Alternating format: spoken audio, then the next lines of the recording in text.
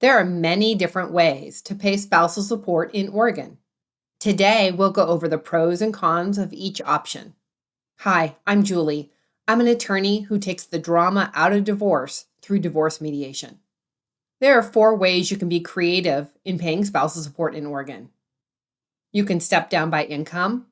You can step down by dates or time. You can lump sum pay out. And you can pay out with property in lieu of spousal support. Let's talk about each option. For purposes of this video, let's presume our parties have negotiated spousal support in the amount of $1,500 a month over 6 years. 6 years is 72 months. And if you do that math of $1,500 a month times 72, that means we have a spousal support award worth $108,000. Or do we? The first way that people creatively handle spousal support is to step down by time. For instance, instead of paying $1,500 a month for 6 straight years, instead they may pay $1,500 a month for 2 years, step down to $1,000 a month for 2 years, and then step down to $500 a month for 2 years. The pros of this is that the person who's receiving support has a financial incentive to get out there and work and start earning more money. The disadvantage to this is the person who's receiving support may not be in a situation where they can earn money at that particular rate of time. Another way to step down by time is to front load the offer. So instead of paying $1,500 a month for 6 years, instead maybe it's $3,000 a month for 2 years, followed by $2,000 a month for 2 years. We've decreased the time and increased the support by front end loading it. The benefit of this method is that the person who is receiving support may need more money to begin with because they're training, and then they will need less money overall because that new training will allow them to land a higher income job. The disadvantage to this is the person who's paying support has to pay out more money at first, and that may be difficult for them. Another creative way to step down is to step down by income. And when I say income, I mean the income of the person receiving support. Generally speaking, there are more steps to this because we're going to start at 0 to their current income or maybe a little higher. And then we're going to keep gradually, and usually about $10,000 increments, decrease the support. As they make more money, then they have less support. But it's not a dollar for dollar scenario.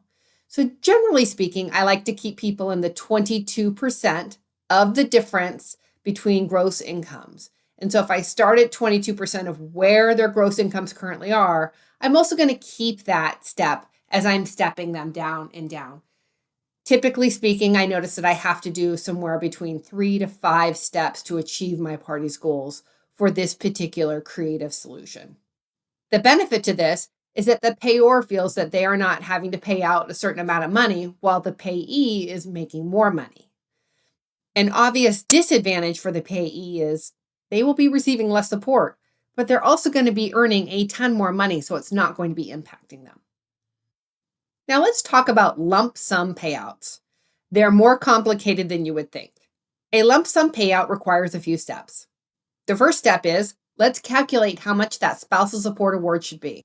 So it's $1,500 a month for 6 years. We know that 6 years is 72 months. So $1,500 a month times 72 is $108,000. So that's our baseline.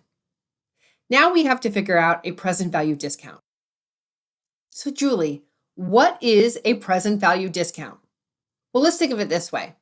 If we took our $108,000 that is due in 6 years, but we paid it today, it's actually worth less today.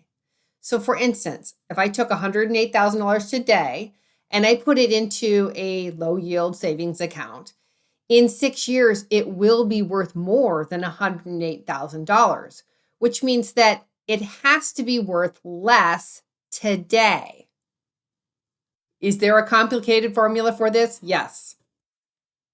Do I know how to use it? No. Do I even have math professors say to me, yuck? Absolutely. But there's a site for it. For our scenario, we're going to presume 5% per year, which is a super conservative rate. You don't have to understand what a present value discount is. All you have to understand are the basic premises of your situation. You need to know the annual percentage rate. We've decided that's going to be a conservative rate of 5% per annum. You have to know how much you're getting paid, $1,500 a month, and how long you're getting paid, 72 months. And then you hit calculate and it will tell you how much interest would be earned on that amount. And then that's the amount you discount it by.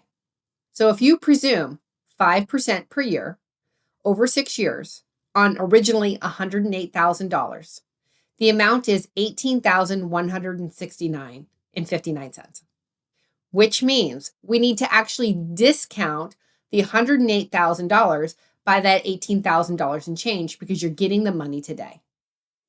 So the benefit of a lump sum payout is the person gets the money today. Money in hand is better than no money in hand because we don't know what will happen in the future.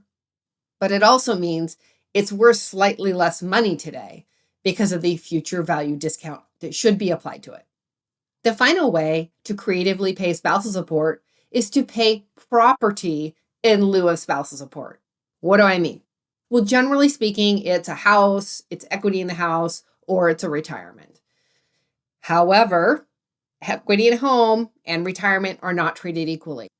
So if we're going to do additional property in lieu of the spousal support, we not only need to know that present value discount, but we also need to know the type of asset that we're dealing with.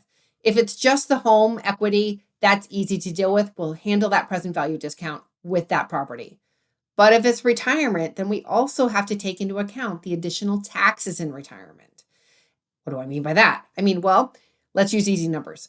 If we have $100,000 in equity in a home and we have $100,000 in retirement, and you can't access that retirement because you're not of retirement age, which means you would be taxed and penalized if you tried to access it. And when you do finally reach retirement age and you can access it, you're probably going to be taxed at about 30% between state and federal, talking Oregon here. So that means $100,000 of equity in a home is not equal to $100,000 in today's dollars of retirement. And you can't say, but the retirement's going to increase in value. So is the home equity. We're talking about today. So if we want to do retirement in lieu of spousal support, we need to do a present value discount and we need to take into account the capital gain discount. I know all these discounts, the capital gain discount for the retirement. That's why a lot of people don't do property in lieu of spousal support. And the truth is, if a person really needs spousal support, they probably can't afford to have retirement that they can't access for another 15 years in lieu of spousal support today. Sometimes, however, they do negotiate for that when it comes to the home because they want the home so desperately. Is it a bad idea? Yes. But do they do it? Yes.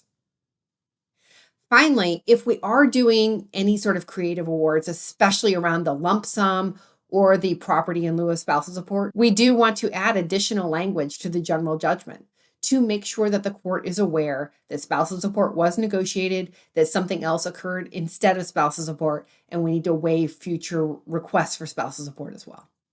If you find this complicated, there's a reason you hire a professional to do this. If you have any questions, schedule a consultation with me. I'd love to talk to you.